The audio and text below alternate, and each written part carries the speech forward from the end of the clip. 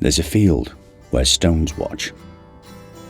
They stand above the Calder Valley, high on the moor, holding their place against the sky. People have been telling stories about them for generations. One of those stories begins with a wedding and a day that seems certain. For the first time in months, a young farmer had stopped worrying. The weather had held. The sheep were healthy. The fields were growing. And before the day was done, he would be married. His future wife walked a little way ahead with her sister. Her veil kept catching in the wind. She laughed each time it escaped again, then reached up to rescue it. She kept turning round to check everyone was still together. Her father, her sister, and her brother somewhere near the back. And every time she did, he smiled. Behind them came the rest of the wedding party. An uncle who'd already found the ale, and a brother who believed he could sing, and nobody else shared that opinion. Unfortunately, he carried on anyway. The sound drifted across the hillside, and laughter followed it. It's the kind of laughter that comes easily when a day feels certain. The bride's father walked more quietly than the others, and from time to time he looked towards his daughter, then away again, then back once more, trying very hard to look like a man with serious things on his mind, failing completely. Pride showed on him from half a field away, and the young farmer noticed it and felt something settle inside him. The future no longer felt distant. It was walking beside him, and above them stretched an enormous Yorkshire sky, blue, clear, wide enough to swallow every worry he'd carried through the winter. The wedding party spread across the moor beneath it, small figures moving through sunlight and heather, certain of where they were going, certain of what waited ahead. Something moved on the ridge above them, and the singing carried across the hillside. Laughter followed it. The wind shifted, and the bride's father glanced towards the rise above them, and the sunlight briefly caught something.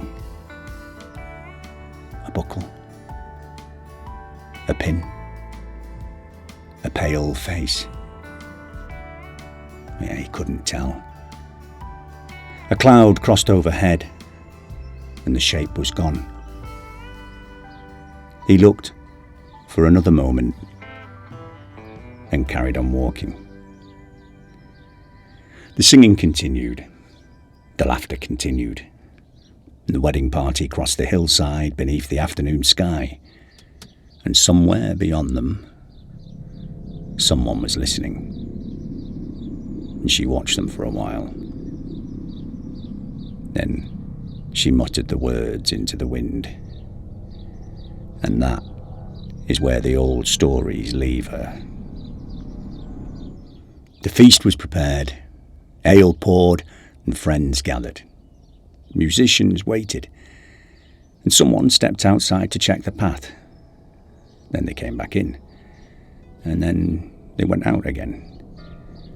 The musicians, they stopped tuning. The ale grew warm. Lanterns lit. Evening came, and the wedding party never arrived. By morning, people were searching the moor. The wedding party were never found. The route they'd taken was known, and so were the old stories attached to that stretch of the moor. Most had ignored them. The disappearance changed that. Old fears found new life.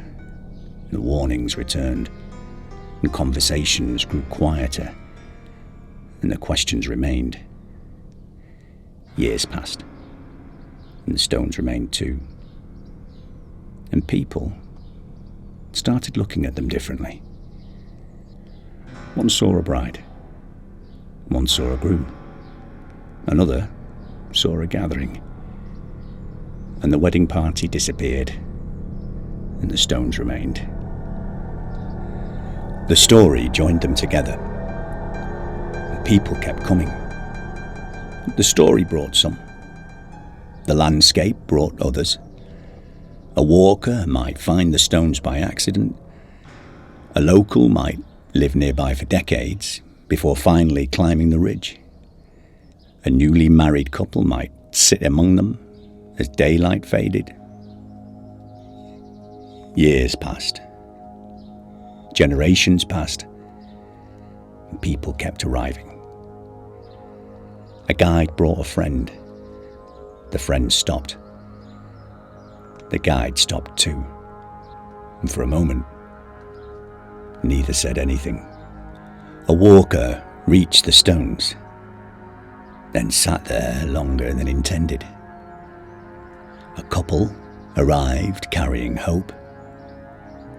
They left carrying the same hope, only more quietly.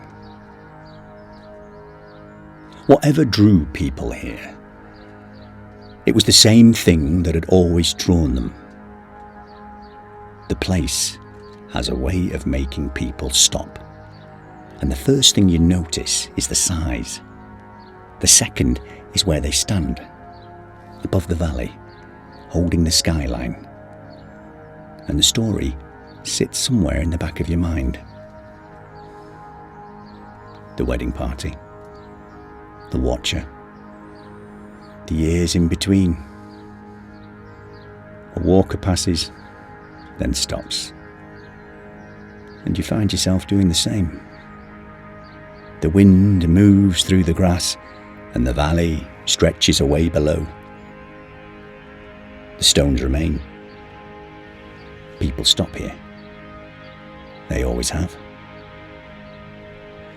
The wedding party vanished from the story long ago, and the witch faded with them. Yet the stones remain, watching the valley and holding the skyline. And the wind still crosses the ridge, and people still stop. That's Giles Narrates. And until next time, keep hold of the stories.